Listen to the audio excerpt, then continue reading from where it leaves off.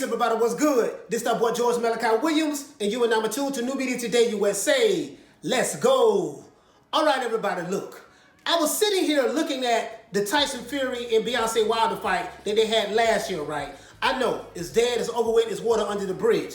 But the reason why I bring this up is because, the LDBC has been putting out videos just basically saying that, hey, basically what I already told you, what you already know to be the dead horse, that, hey, the fight is not going down between Anthony Joshua and Tyson Fury. Now, I hope like hell and want like hell for Tyson Fury and Anthony Joshua to find a date, find out where they're going to fight at because of COVID and all this stuff, right? And go ahead and make this announcement to the world. Because I know Tyson Fury doesn't know anything as related to what's going on right now because he haven't received the offer, right?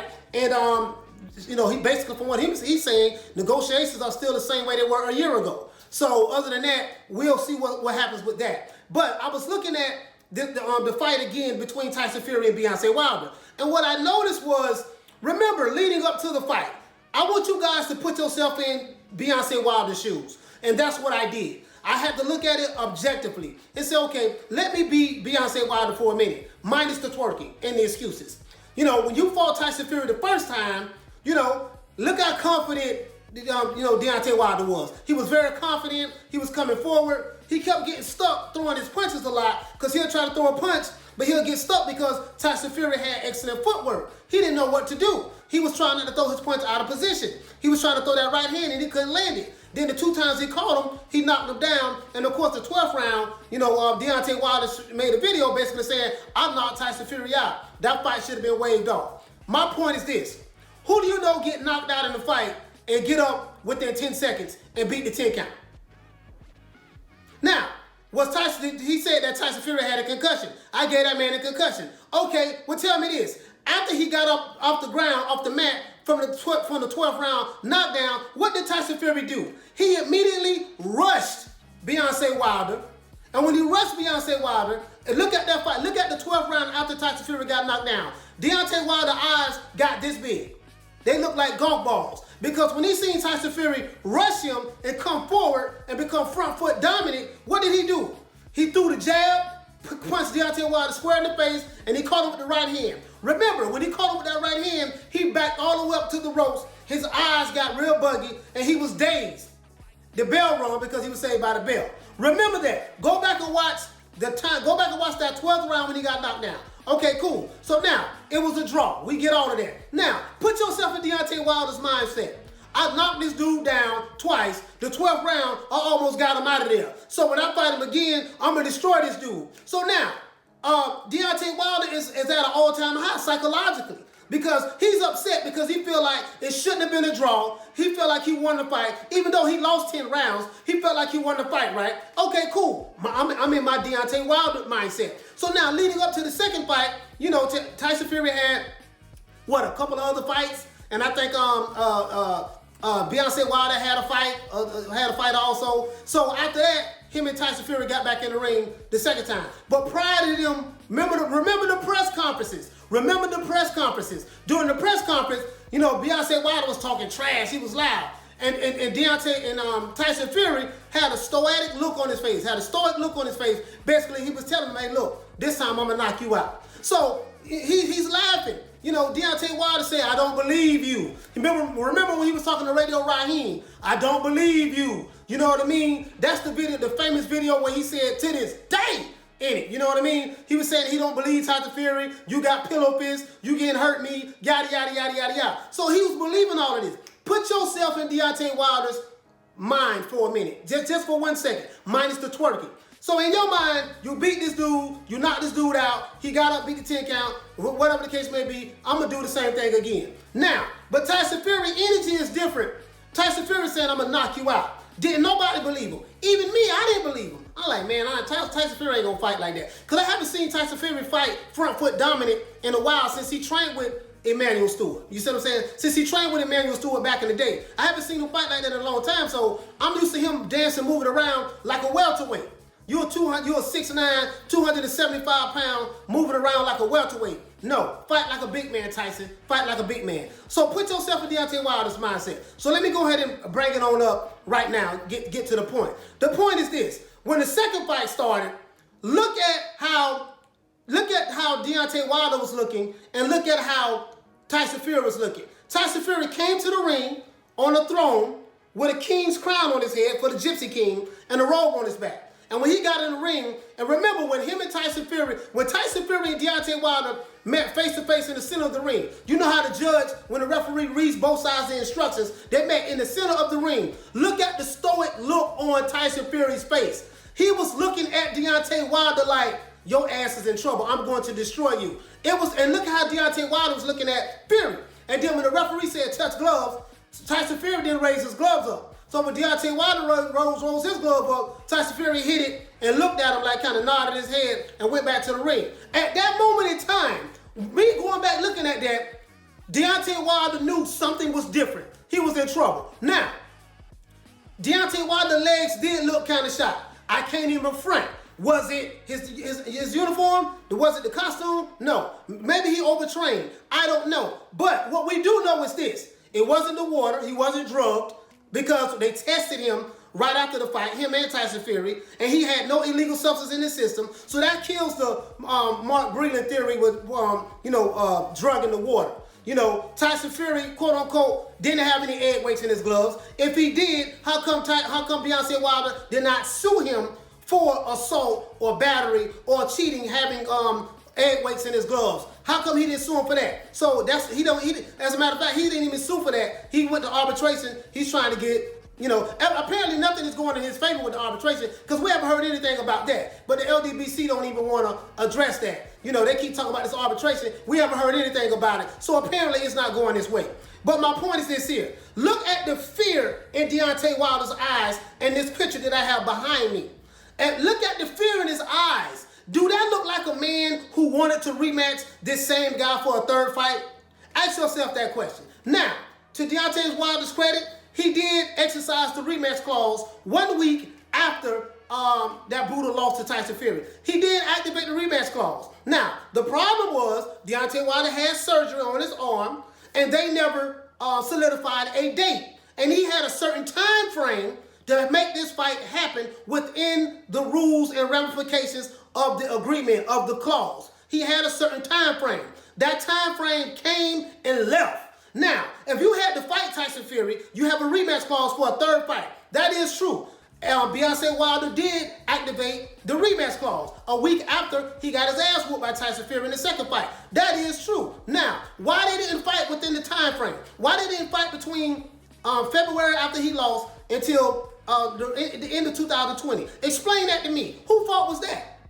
Tyson Fury wasn't saying, oh, I'm not going to fight you in March, in April, in May, in June, July. If you look at every interview Tyson Fury did last year, every time they asked him a question, he said, well, I gotta fight this rematch with Deontay Wilder for the third fight. Tyson Fury was looking forward to it. It's anywhere on the internet. You can look on Google, you can look on DuckDuckGo, you can look at any search engine of choice that you choose to. Tyson Fury said all last year that I have to fight Deontay Wilder for the third fight, and he's looking to punish him again. That's what he said. Deontay Wilder was quiet. He didn't say anything. Next thing you know, LDBC went to talking about Glovegate, talking about the gloves from the first fight, when he was flicking his wrist and barely had his hand in his gloves because he kept slipping off. That's why he called him pillow fists. But in the second fight, if you see the look on his eyes in the picture behind me, he knew right then those was not pillow fists. The reason why Tyson Fury was fighting like pillow fists because he always flicked his jab. He wasn't putting his weight in his punches. At that point, that's when he knew after the first fight, I had to fire Ben Davison and go back to the Kronk style. And he knew the only way he was going to get that style, he had to go back to Sugar Hill, which was Emmanuel Stewart's nephew. He had to go back that way to go back and relearn and get his style that he used to fight a long time ago. To be front foot dominant, throw your jab through your opponent's face. You throw that jab, put that foot in there, you know what I mean? So he had to go back to snapping that jab, putting that weight in it. You see what I'm saying? When he did that, and you watch that second fight, Deontay Wilder knew it was good night Irene. He was in trouble. Look at the fear in his eyes. Does that look like a man who wanted to fight a third fight? So even though he did exercise the rematch clause after the second fight, his actions clearly showed that he did not want any more of that. Damn him exercising the right for the rematch clause, he allowed the contract to expire. You had from February all the way to December. You see what I'm saying? To make this fight happen. Remember what Tyson Fury said in the ESPN interview that he had just a few days ago. He said that, listen, 7 dates, it was 7 different dates that Deontay Wilder gave Tyson Fury on which date we're going to have this fight. He said he agreed to every last one of them. The first date failed and went through. The second date failed and didn't go through. The third date failed and didn't go through. The fourth, the fifth, the sixth, and the 7th date. So he agreed to all of them. So they were supposed to have a fight. You know, he agreed to 7 different dates between February, right, and December of last year. You see what I'm saying? So you're talking about February, March, April, May, June, July, August, September, October, November, December. You're talking about 10 months. So they had 10 months anywhere in that time frame to make this fight happen. And for some reason, even though Tyson Fury agreed to those dates, it didn't happen. You know why? Because the man who sent him the dates did not want to fight this guy. Because if you don't wanted to fight him, you would have jumped right back in the ring with him. Now, Beyonce had a little surgery on his arm or whatever the case may be. He went to Africa. He went to twerking. He went to making videos talking about his king. Your king is here. Well, he was talking to the LDBC. You know, he is their king. You see what I'm saying? Because they keep capping for him. They keep, I ain't going to get too derogatory in this video because there might be kids watching. But you get my point. So he said everything. He made videos. LDBC was capping for him. They said everything under the sun. Deontay Wilder wasn't talking about loaded gloves until the LDBC was talking about it. Deontay Wilder wasn't talking about something in the water bottle. It had to be something, all this other stuff. But he did everything but agree to a date and go ahead and fight Tyson Fury last year. Now, once the contract expires, now you're talking about, oh yeah, he don't want to honor the contract clause. Tyson Fury did honor the contract clause. When you reactivated it and you said, Beyonce, that, hey, listen, I want to fight Tyson Fury the 3rd time, you reactivated that rematch clause all last year in 2020 after the 2nd fight. All you heard was Tyson Fury saying, yes, I got this rematch with Tyson. I got this rematch with Deontay Wilder. And then if I beat Deontay Wilder, I want to pursue this fight with Anthony Joshua next. I have interviews where Tyson Fury was saying this live on record with ESPN and all of that stuff. I'm going to put the links in the description. You know what? I'm not even going to do that in this video. I'll probably just go ahead and put the links in the description later. But no, as a matter of fact, I'm going to find the videos and I'm going to put the links in the description below because I want you guys to see this because we got to have revisionist history because a lot of times people forget what happened, right? I'm not saying you guys watching this video, we all know what happened who's watching this video, but I'm saying, you know, when you're dealing with the LDBC fanboys, they suffer from confirmation bias. They forget all of these things. Listen, 7 different dates where, Tyson Fury said it in the interview. Deontay Wilder hasn't refuted anything. Why you didn't exercise, since you exercised the rematch clause, why y'all didn't fight? Tyson Fury, listen, if you look at the videos from last year, Tyson Fury never said within the realms of the contract that I'm not fighting Deontay Wilder anymore. He didn't say it in March. He didn't say it in April. He didn't say it in May. He didn't say it in June, July, August, September, October. Once that contract expired, because Bob Arum is saying that it expired in October. I heard October, then November. I'm going to look at my laptop right quick, right? So basically what I'm seeing here, this is what Bob Arum said. Bob Arum, this is what he said now, and this is from a report that was on DAZN. This is DAZN News, December 4th, 2020. I'm going to leave this link in the description. Also, Bob Arum has confirmed that Deontay Wilder's contractually right to a rematch with Tyson Fury is no longer valid. Why? He said, though the former heavyweight champion is continuing to explore his legal avenues. Fury took Wilder's WBC title in February with a 7-round stoppage win. We already know that there. So a big trilogy fight was envisioned by Bob Arum and all concerned when the papers for the rematch were signed. However, the brisk emphatic success led to some wondering if there was much point going through with a 3rd fight. What they meant by that is this. Because he beat Deontay Wilder so thoroughly the 2nd fight, what's the point of doing a 3rd fight? Clearly, Deontay Wilder is not going to be able to beat Tyson Fury because he was thoroughly destroyed. You understand what I'm saying? Now, everybody from Tyson Fury to Top Rank to, what's the guy name? Tyson Fury's other promoter in the UK, I forgot his name. Not Matchroom. No, Frank Warren. Frank Warren, they wanted that fight to happen. Because that's a lot of money in that fight, right? And guess what? I think they did 800 to 850,000 pay-per-view buys. So that's pretty decent. You know, that's more buys than Errol Spence. You know, they're bragging about Errol Spence is the cash cow and he got 350,000 pay-per-view buys. Okay, but Tyson Fury and Deontay Wilder did more than that. They did 800,000 to 850,000 pay-per-view buys, pay-per-view buys in their second fight, right? So check this out. So now, they wanted that fight to happen. That's all Tyson Fury talked about. But here, you know, it said, nonetheless, Wilder did invoke the rematch clause with little hesitation. So he did it immediately, only for a COVID-19 pandemic to compel Arum and Frank to sit tight and wait until they could once again sell tickets. Ultimately, a December fight in Las Vegas for a limited crowd also fell through. So what happened was they did agree, finally, to have this fight in Las Vegas in December, but that fell through. It didn't happen for whatever the reason may be. The contract says Wilder's rights ran out at the end of October, and I really believe that the contract displays clearly that Wilder does not have a claim for a third fight, explained Arum.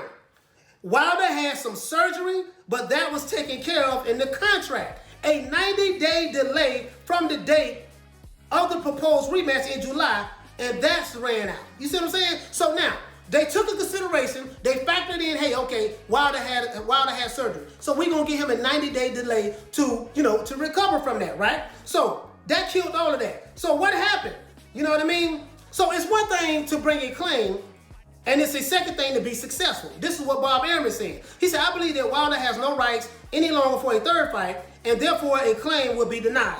But I can't stop Wilder from thinking otherwise, or the LDBC fanboys, that's me throwing that in there, for thinking otherwise and taking it to litigation. So this is what he's saying. He said, I can't stop him from thinking otherwise. And the LDBC, we know they're thinking otherwise because it doesn't fit their narrative. It doesn't confirm what they already want to believe because they already feel like that their man has been cheated anyways. Fannon even made videos saying that Deontay Wilder is still the champion because Tyson Fury cheated. Man, this is the kind of bizarro world that these guys live in. But let me go on. So check this out. So this is before Wilder, this is before, you know, as a matter of fact, okay, so this is what Bob Arum said. He said, but I think we'll have a resolution on this by December 12th. If Joshua is beaten, which we know Joshua was, he did beat Pulev, and is unavailable, I have to talk with Tyson to find out whether he wants to pursue the Wilder fight. So he was not obligated to fight Wilder once that contract is over with. Tyson Fury was trying to make this fight because he wants to do what? Stay active. He know that Top Ranks owed him 2 more fights. So he wanted to stay active. This is what Tyson Fury wants to do. But it didn't happen, it didn't materialize. So who fault is that? Who fault is that? So this fake narrative, this false narrative that, hey, you know, Tyson Fury don't want to honor the contract. He did honor the contract, fool. When you said that when you reactivated your contract, your rematch clause, Tyson Fury was already unavailable. He was waiting on you. Tyson Fury said in the ESPN interview, he trained for 8, 9, or 10 weeks. I think he said anywhere from 8 to 10 weeks, getting ready for this fight, to fight Deontay Wilder in December, and it fell through. It didn't happen. He said that he trained for this fight, so you knew that he was ready to fight you. He said he was in top shape. Look at the last video I shot, man. It's in the last video, or the 2 videos before that. It's in that video where Tyson Fury said that I was in shape. I broke it down. He said he trained for this fight. He trained, the interview he did with ESPN, he trained for this fight. He was ready for this fight. So in his mind, don't tell me, goddamn it, he was ducking you. Tyson Fury was ready to fight you. You see what I'm saying? You LDBC fanboys keep lying, spreading this fake narrative. But anyways, but the fear in Deontay Wilder's eyes behind me tells it all. It tells the story. You see what I'm saying? Even though he activated the rematch clause because it was going to be the most money he ever made, but guess what? His actions showed that he did not want no smoke with Tyson Fury. Look at that. Because just think about it, guys. A guy who you knocked down, a guy who you say you knocked out, and he come back the second fight and he rushes you. Remember how the second fight started? When the bell rung, what did you see happen? Tyson Fury ran from his corner all the way over there to Deontay Wilder's corner. He ran to him. And look at the look in Deontay Wilder's eye. He was stuck. He didn't know what to do. Just imagine, guys, you fighting somebody, right? And you pretty much think you had your way with him the first fight, or it was a close fight, and then the second fight, the guy shows a total different strategy than what you was training for. He rushes you, he's pounding you, he's pummeling you, he's being front foot dominant, he's jabbing the hell out of you, he's catching you with the right cross. You hit Deontay Wilder. Deontay Wilder, you hit Tyson Fury 4 times flush in the jaw with that right hand. Tyson Fury ate it. He did his head like this, shook it off, came back, and he stepped right back to you. And you went to backing up like this. Eyes looking all bug-eyed, like you seen a damn ghost. You see what I'm saying? Because fear set in, because you knew at that moment that was a different fighter. That Tyson Fury was a different fighter than he was the first fight. The first fight, he was 750 pounds. He had to lose all of that weight to get down to get ready for you for the first fight under Ben Davison. The second fight, when he got rid of Ben Davison, he came with a whole new strategy, a whole new game plan. He kept his weight. He gained weight to like 275. He kept that weight, and he fought you totally differently, and it shocked everybody. Everybody was shocked that he fought you like this, except Sugar Hill, except Tyson Fury's dad and his family. They wasn't shocked, but everybody was shocked. Eddie Hearn was shocked. Joshua was shocked. I was shocked. Everybody was shocked. Wasn't nobody expecting that. And you know Deontay Wilder was shocked because he was like, wait a minute. This ain't what I trained for. Hold on, what's going on? What's going on is you got that ass whoop. You finna get that ass whoop, and you got that ass whoop, Beyonce. That's what happened. So while you was twerking, hollering about black power, hollering about your king is here, hollering all this crazy bullshit, Tyson Fury was training, getting ready to whoop that ass, and that's what he did. You see what I'm saying? So, anyways, I just want to let you guys know, just by the look on Deontay Wilder's face, does it look like he wanted to fight a third match with Tyson Fury? Hell to the no. Because if he did want to fight him, he had ample opportunity. He had 10 months last year to make that fight happen between February and December, and he didn't make it happen. So what, he activated the rematch clause a week later after he wore that ass whooping. That is true. But guess what? He didn't take the steps it took to fight him. You sent Tyson Fury 7 different dates that he agreed to. So what responsibility do you play in this? Because Tyson Fury said all last year that I have to fight Deontay Wilder. That's all he said. And why would he go into training camp for 9-10 weeks getting ready for a third fight knowing that the fight is not going to happen? Like, make that make sense to me. What fighter, professional fighter, goes into training camp to prepare for a fight that he know damn well in his mind is not going to happen? No fighter does that. So if it didn't happen, it was because of Deontay Wilder. But the LDBC fanboys do not want to address this. You know why? Because it doesn't fit their narrative. They suffer from confirmation bias. Remember, confirmation bias is always looking for information that confirms what you already want to believe. So if I don't like you as a person, let's say whoever watching this video, if I don't like you as a person, there's nothing that you can say to me that's going to make me like you. There's nothing that you can do for me that's going to make me like you. And I'm always going to find anything that I can in order to justify me not liking you, irregardless of whether you're telling the truth or I'm telling a lie. So I'd rather hold on to my lie to make you look bad, to smite you, or to spite you. Sorry about that. Or to spite you because I needed to fit or confirm my narrative that I want to portray or project on you. That's all it is. You see what I'm saying? So other than that, guys, I didn't mean to make this video too long. I just wanted to address the elephant in the room. You seen the fear in that man's eyes. He didn't want no more smoke from the Gypsy King. You see what I'm saying? As long as the Gypsy King was dancing around like a welterweight, he wanted to smoke. But now you see that he's fighting like a big man. When you 6'9", 275 pounds, you 6'9", inches tall, 275 pounds, got an 85, 86 inch arm reach, you shouldn't be dancing around like you Floyd Mayweather. You should be fighting like you Big George Foreman in the 70s. This is how you fight. You come forward, you fight front foot dominant, and you dominate the man that's in front of you. Because he has small legs, he has chicken legs, and every time Tyson Fury grabbed him and they locked up, what he did? Tyson Fury put that weight on him. He put his weight on him. You see what I'm saying? And at that moment, it was done.